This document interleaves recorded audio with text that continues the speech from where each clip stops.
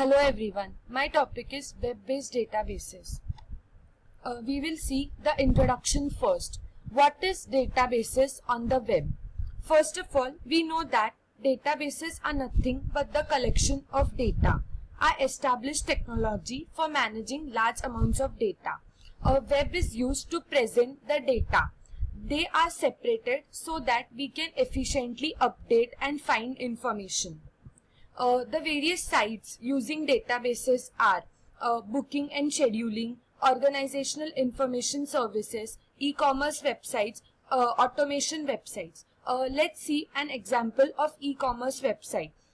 E-commerce websites like Amazon, Flipkart, etc. use databases in order to retrieve the information that they have stored about the customers or about the products. For example, they have some collection of CDs and they store the database about the CDs, like the number of copies sold, how many copies are still left, so that whenever the customer sees the available number of copies, it is written, it is presented on the web page that so and so copies are still available, you can buy them and all. And similarly, information related to the customer is stored, which can be retrieved, like whenever a customer buys a product, he logins, so that all the information like his address, email ID, phone number is made available on the website.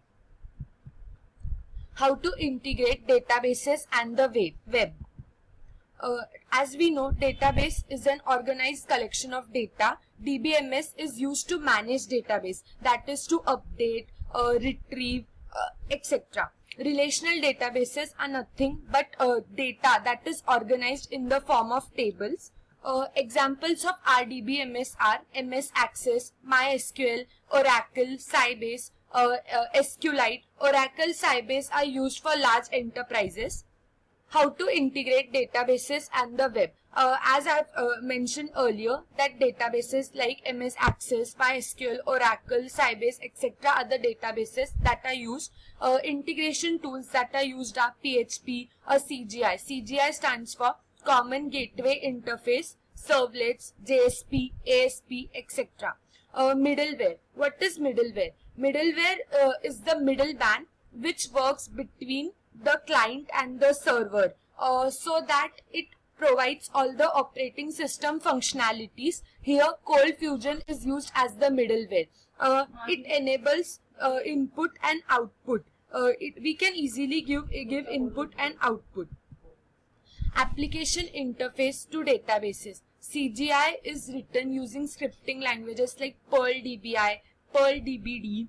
ASP uses ODBC, that is Open Database Connectivity. ODBC driver comes with database. Servlets, JSP, Java use JDBC.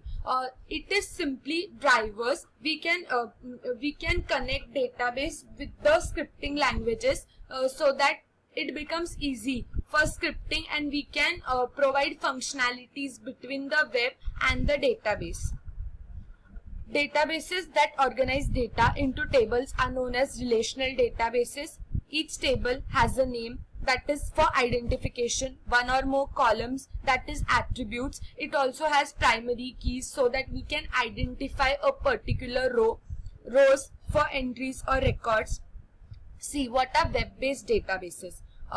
Basically, we know that we access the internet, and whatever is required, like suppose a client needs some information, he sends a request which is processed by the server. The server later gives the commands to the database through SQL queries. The SQL queries are processed and the results are given back to the server. The server later on gives the result back to the client. In this way, the client gets the information whatever he wants.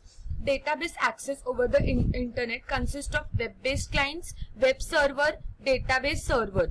Web server serves pages to browsers and can access database. Typical operation: client sends a request for a page to the web server. Web server sends SQL to database. The web server uses results to create page. The page is returned to the client. In this diagram, we can see here there is a client. The client sends HTTP request which is given to the web server. The web server sends SQL queries which are processed by database server. The result of the queries are given back to the web server. The web server sends back HTML page to the client. In this way, web-based databases work. Advantages and disadvantages. Advantage is that worldwide access. Everyone can get access to the database. Internet protocols like HTTP, SSL give uniform access and security. Database structure is hidden from clients. That is, there is abstraction. The client need not know anything about the database. It just needs to give a request and get the result. Uses a familiar interface. Interface is very important because it is through which the client interacts with the database. Disadvantages: security can be a problem if you are not careful. As we know that on web, whatever information is sent can be retrieved by intruder. There is a possibility. SQL injections are an example of that because it involves a database as well as the data which is sent over the web pages. Interface is less flexible using standard browsers. That is, we cannot we cannot change the web pages or browsers using standard browsers. Limited interactivity over slow connections. It is mandatory that the internet connections are fast because to maintain the speed of the client server database, it is very important. Here we can see this is a diagram which shows the IP internet protocol. It consists of application protocol, transport protocol, a network layer, data link layer, physical layer. Physical layer is nearest to the protocol and application level layer is nearest to the client. All the layers help in the functioning of sending the data and retrieving it back. Middleware, similar to the IP protocol, here just some changes are made. There is also middleware. Middleware, as I mentioned earlier, is a middleman which gives the functionalities of the operating system and helps in easy obtaining of input and output.